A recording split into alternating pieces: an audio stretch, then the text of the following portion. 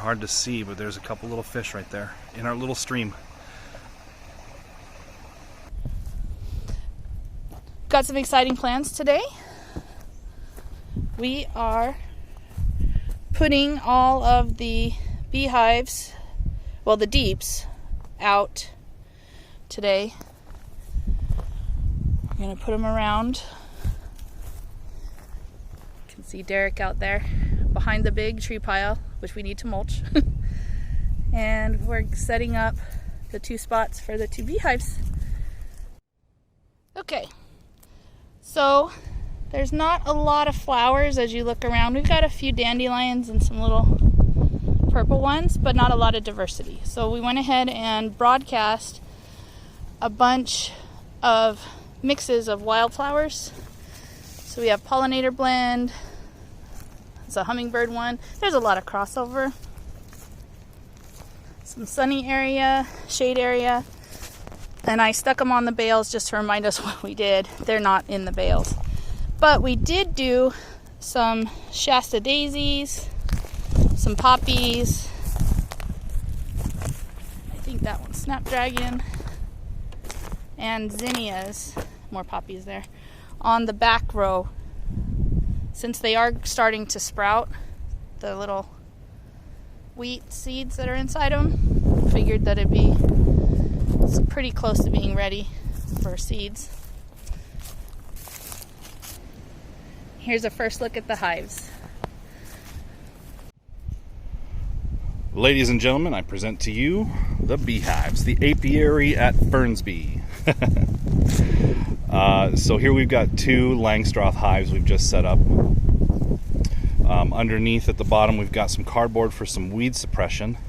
The cinder blocks are lifting it up off of the ground so it's at a more comfortable working height. Oh, that's a pretty shot. You can see they were supposed to turn out a little more blue, but they look a little green. We've got a screened bottom board that's going to help with our mites and our hive beetles. We've got a deep at the bottom, that's a brood box. That's where the bees are going to start their colony and build it up. And then we've got a feeder underneath.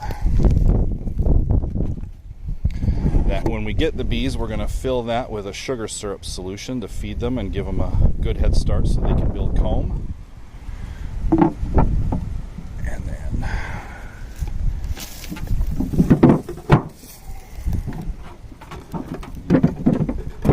And then the hive top, the telescoping cover.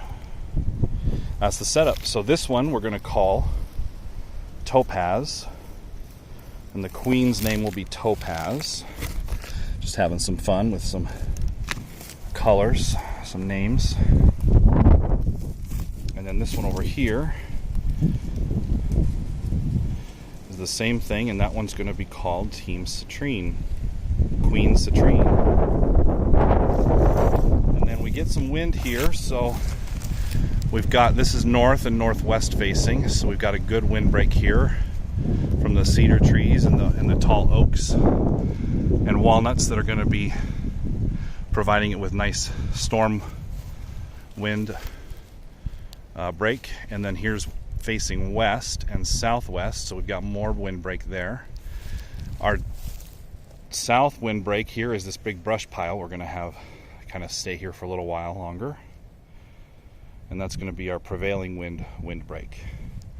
And as you can see, they get a lot of good sun. That's going to help keep the hive beetles down. And then just as an added precaution against wind, I'll put that cinder block on top.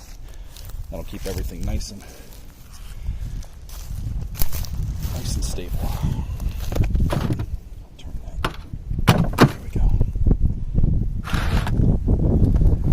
So we've got one facing east and one facing south. We'll see how they do. So tell us in the comments, which queen are you going to root for? Are you going to root for Queen Topaz or root for Queen Citrine? Let us know in the comments below. Please like, share, and subscribe. Thanks, guys.